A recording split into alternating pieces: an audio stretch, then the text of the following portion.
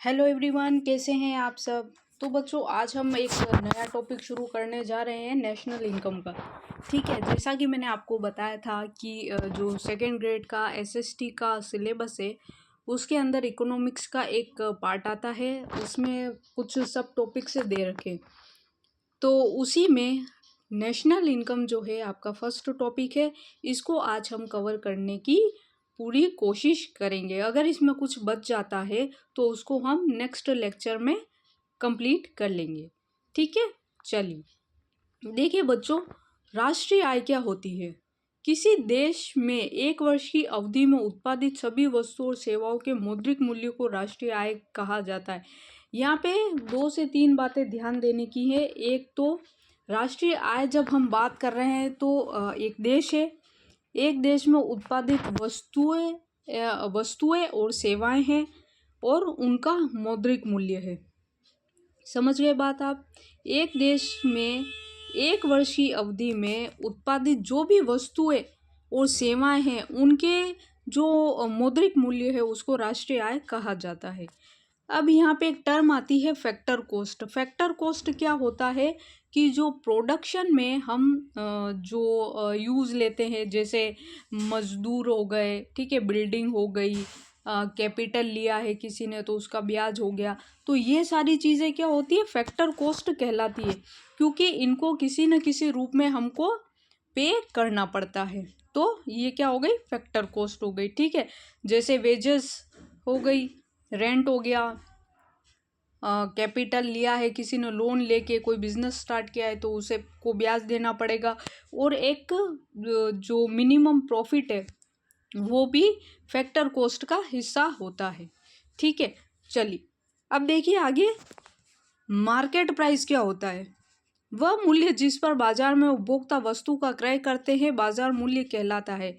आप और हम मार्केट से जो भी वस्तु या सेवा को परचेज करते हैं उसके बदले में हम जो भी रकम देते हैं, जो भी प्राइस देते हैं, वो मार्केट मूल्य या मार्केट प्राइस कहलाता है। अब ये देखिए जीडीपी। जीडीपी क्या होता है, जीडीपी होता है ग्रॉस डोमेस्टिक प्रोडक्ट। एक वित्त वर्ष में देश के सभी निवासियों द्वारा देश की घरेलू सीमा में उत्पादित अंतिम वस्तु और सेवाओं का मौद्रिक मूल्य जीडीपी कहलाता है। अब देखिए बच्चों, यहाँ पे समझने वाली बात है कि हम बात कर रहे हैं जीडीपी की।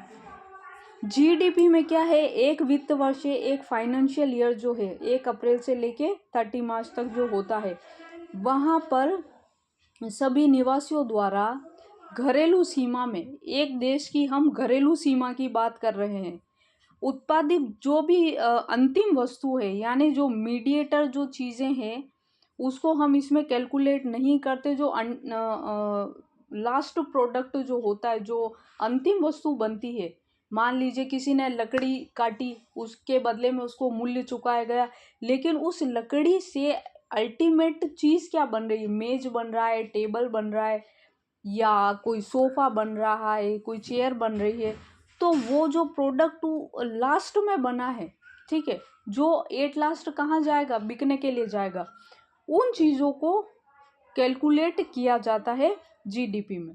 समझ गए आप। चलिए अब देखिए एनडीपी क्या है। अब जो जीडीपी है, ठीक है, उसके अंदर जो मशीनें होती हैं या जो मशीनरी लगाई जाती है या जो भी मूल्यह्रास होता है, डेप्रिसिएशन होता है चीज़ों का, तो जीडीपी में से अगर हम डेप्रिसिएशन को माइनस कर देते हैं तो क्या आ जाता है, एनडीपी आ जाता है, यानी नेट डोमेस्टिक प्रोडक्ट। जब भी हम नेट की बात करेंगे तो उसमें हम क्या करेंगे,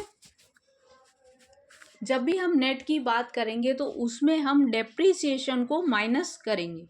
ठीक है, अब आपको सिंपली ध्यान रखना है, जीडीपी देश के सभी निवासियों द्वारा घरेलू सीमा में उत्पादित अंतिम वस्तु और सेवाओं का मौद्रिक मूल्य हो गया। ठीक है बात। एनडीपी में हमने क्या किया, जीडीपी जो हमने कैलकुलेट किया था उसमें से हमने डेप्रिसिएशन को माइनस कर दिया, तो क्या आ गया, एनडीपी। और एक चीज और आप ध्यान रखिए कि जैसे ये एनडीपी है और ये आपका जीडीपी है। अगर एनडीपी के साथ मार्केट प्राइस लगा हुआ है तो जीडीपी के साथ भी मार्केट प्राइस होना चाहिए। ठीक है, जब हम कैलकुलेट करते हैं तो सेम फैक्टर के साथ कैलकुलेट करते हैं। ठीक है, एनडीपी मार्केट प्राइस तो जीडीपी मार्केट प्राइस और फिर डेप्रिसिएशन। ठीक है, अब हम बात कर लेते हैं ग्रोस नेशनल प्रोडक्ट की, जीएनपी की। ठीक है, देखिए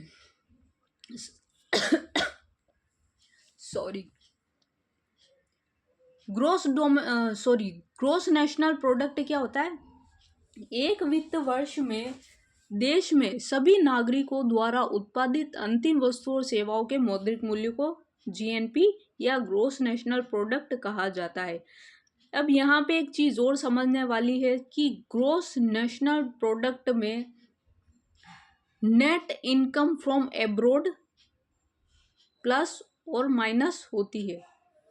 ठीक है, कैसे होती है? मान लीजिए यहाँ का मतलब जैसे यहाँ का कोई व्यक्ति है, वो कहाँ जाके काम कर रहा है, कनाडा, ऑस्ट्रेलिया, कहीं भी जाकर काम कर रहा है, तो एंड ऑफ द डे वो इनकम का कुछ पार्ट अपने लिए रख रहा है और कुछ पार्ट इंडिया के लिए दे रहा है, क्योंकि उसकी फैमिली तो जैसे मान लीजिए इंडिया और ऑस्ट्रेलिया की बात करें तो ऑस्ट्रेलिया में वो रहता है, तो कुछ पार्ट इनकम का वो अपने पास रखेगा और कुछ पार्ट वो कहाँ भेजेगा, इंडिया में भेजेगा।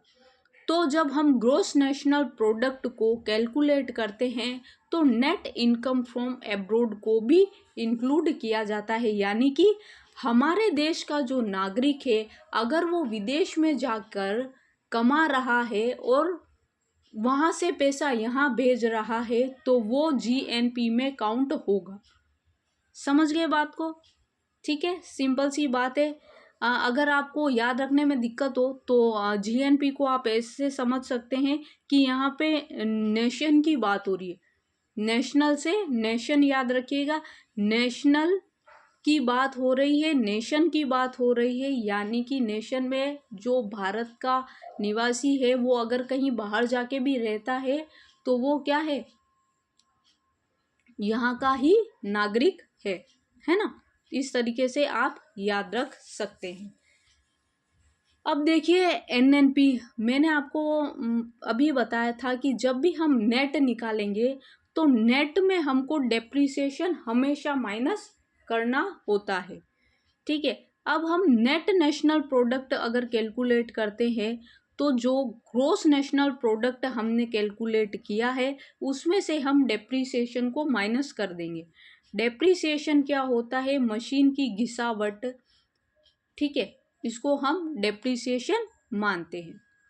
अब ये यहाँ पे देखिए कि net national product market price की बात अगर हम करें तो इसमें क्या इंक्लूड होगा? Net national product factor cost से मार्केट प्राइस बनेगी, है ना।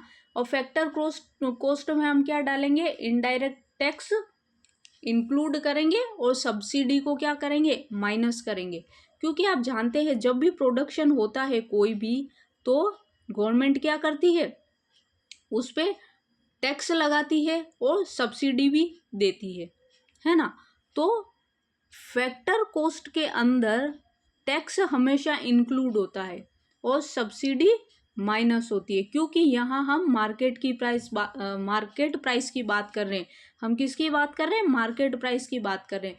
मार्केट प्राइस में टैक्स, आप कोई भी चीज़ खरीदने जाते हैं तो टैक्स लगता है ना, यानी कि मार्केट प्राइस के अंदर क्या है? टैक्स इंक्लूड है और सब्सिडी माइनस है। ठीक है, चलिए आगे बढ़ेंगे। Net national product factor cost क्या है? वस्तुओं और सेवाओं का मूल्य जो प्रोडक्शन पॉइंट पर काउंट किया जाता है। अभी मैंने आपको बताया फैक्टर कोस्ट की हम बात करेंगे तो क्या बात करेंगे? उन वस्तुओं और सेवाओं का मूल्य जो कहाँ पे काउंट हो रहा है? प्रोडक्शन पॉइंट पर काउंट हो रहा है ना। समझ गए बात को? एक सबसे इम्पोर्टेंट चीज़ आप यहाँ समझ सकते हैं कि नेशनल इनकम जो है वो क्या होती है? नेशनल इनकम होती है net national product at factor cost. समझ गए बात को? नेशनल इनकम का दूसरा नाम नेट नेशनल प्रोडक्ट किस पे काउंट होता है? फैक्टर कॉस्ट पे। अगर ये टर्म आ जाए एग्जाम में कहीं भी तो वो उसका मतलब क्या होगा? नेशनल इनकम ही होगा। अब एक और टर्म है यहाँ पे जीडीपी डिफ्लेटर। अब जीडीपी डिफ्लेटर क्या होता है कि जब हम नेशनल इनकम को काउंट करते हैं तो जैसे मान लीजिए अभी 2025 चल रहा है, मान लीजिए 2024 और 25 की हम बात करें तो 24 में कीमतें क्या थी फैक्टर्स की और 25 में कीमतें क्या है फैक्टर्स की? या तो वो बढ़ी होंगी या वो घटी होंगी या वो सेम रही होगी। तो यहाँ पे क्या होता है कि जीडीपी डिफ्लेटर में मॉनेटरी जीडीपी यानी कि मॉनेटरी जीडीपी जो करंट जीडीपी है, जो अभी इस ईयर की बात कर रहे हैं 2025 की, तो 2025 में जो जीडीपी हमने कैलकुलेट की है वो जो रियल जीडीपी है, ठीक है, रियल जीडीपी यानी इंडेक्स जो इंडेक्स होता है हमारा, उसके अकॉर्डिंग जो जीडीपी है उसको हम डिवाइड करते हैं और फिर मल्टीप्लाई करते हैं 100 से, ठीक है। यानी कि मॉनेटरी जीडीपी को किससे डिवाइड किया जाता है? रियल जीडीपी से, और 100 से डिवाइड किया जाता है तो वो क्या आ जाता है? जीडीपी डिफ्लेटर आ जाता है, ठीक है। इसको अस्फीतिक भी कहा जाता है हिंदी में। अब हम बात करें पर कैपिटा इनकम या प्रति व्यक्ति आय की, तो प्रति व्यक्ति आय क्या होती है? नेशनल इनकम के अंदर अगर पॉपुलेशन का भाग दे दिया जाता है तो हमें पर कैपिटा इनकम मिल जाती है, ठीक है। नेशनल इनकम है उसके अंदर किसका भाग देना है? पॉपुलेशन का, यानी total national income and total population, तो हमें क्या मिलेगा? पर कैपिटा इनकम या प्रति व्यक्ति आय मिल जाएगी। अब यहाँ पे देखिए डिस्पोजेबल इनकम क्या होती है? डिस्पोजेबल इनकम होती है कि व्यक्ति को जो आय मिली है उसमें से वो कितनी व्यय कर पा रहा है, उससे कितना एक्सपेंस कर पा रहा है। तो इसमें हम क्या इंक्लूड करेंगे? जो उसकी पर्सनल इनकम है, व्यक्ति की पर्सनल इनकम के अंदर जो डायरेक्ट टैक्स है उसको हम माइनस करेंगे तो डिस्पोजेबल इनकम आएगी। मान लीजिए किसी का इनकम टैक्स लगता है, ठीक है, तो एक फिक्स्ड अमाउंट पे इनकम टैक्स या फिक्स्ड इनकम पे इनकम टैक्स लगता है। तो फिक्स्ड इनकम पे जो इनकम टैक्स लगता है, इनकम टैक्स लगने के बाद की जो इनकम व्यक्ति के पास बचती है उसको व्यय योग्य आय या डिस्पोजेबल इनकम कहा जाता है। क्लियर है? अब देखिए राष्ट्रीय आय गणना की जो विधियां हैं वो 3 विधियां हैं। क्या है? सबसे पहली इनकम मेथड यानी आय विधि, प्रोडक्ट मेथड यानी उत्पादन विधि, और एक्सपेंडिचर मेथड यानी व्यय विधि। तो इसमें क्या होता है बच्चों कि जो इनकम मेथड है उसमें हम क्या करते हैं? Sum total of payment of factors of production, मतलब कि फैक्टर प्रोडक्शन के जो जितने भी फैक्टर्स हमने यूज़ किए हैं उनको जो पेमेंट दिया जा रहा है, उनकी जो फैक्टर्स की जो इनकम है वो इसमें इंक्लूड की जाती है। प्रोडक्ट की बात करें तो फाइनल गुड्स एंड सर्विसेज जो भी हुई हैं, ठीक है, उसकी मार्केट वैल्यू क्या है वो क्या कहलाती है? प्रोडक्ट मेथड कहलाती है। और एक्सपेंडिचर की बात करें तो देश के निवासियों द्वारा टोटल कितना एक्सपेंडिचर हुआ है एक ड्यूरिंग ईयर में, जिसकी हम कैलकुलेशन कर रहे हैं या जिसकी हम बात कर रहे हैं फाइनेंशियल ईयर की, ठीक है। तो ये सारी चीज़ें इसमें है। अब मैंने आपको जो ये है नेशनल इनकम का टॉपिक, इसको शॉर्ट में स्वीट तरीके से आपको समझाने की कोशिश की है। आई होप आपको ये वीडियो अच्छा लगा होगा। अगर कुछ समझ में नहीं आया है या आपकी कोई क्वेरी है तो आप कमेंट कर सकते हैं, ठीक है, पूछ सकते हैं। और अगर आपको ये एक लेक्चर अच्छा लगा है तो please like share and subscribe ज़रूर कीजिएगा। मिलते हैं अगली क्लास में। Thank you so much.